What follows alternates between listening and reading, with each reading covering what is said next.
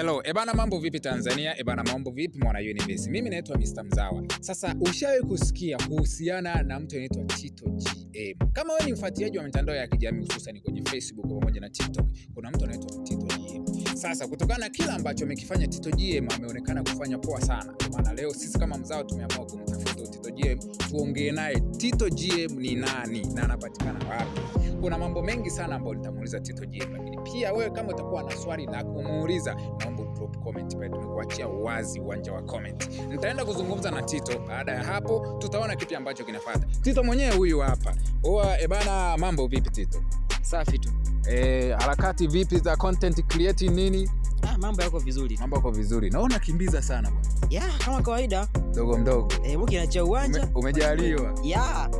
Bana tumeona baadhi ya klipu zako na kuwa unavaa yale manini yale magauni meupe yale. Vipi yaani ukilivaa unajisikiaje yani hilo gauni? Cha kwanza najisikia vizuri kwa sababu unakuwa sehemu ya kazini kwangu. Unajua kidogo mtu ukiwa kazini umevaa zile nguo za majestically unajisikia furaha hivi.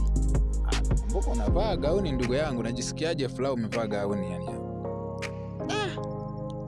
Kaka, yani mimi nikivaa zile nguo huwa najisikia furaha kwamba nipo kazini nafanya kazi ya comedian ni kuchekesha yani.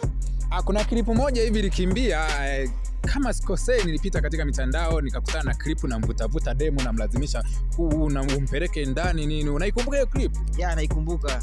Yaani ulitengeneza mazingira gani alafu baadaye ukatoka unajifanya hivi? Vipi ilikuwaje hapo? Kwanza tupate kwanza uhalisia wa hii.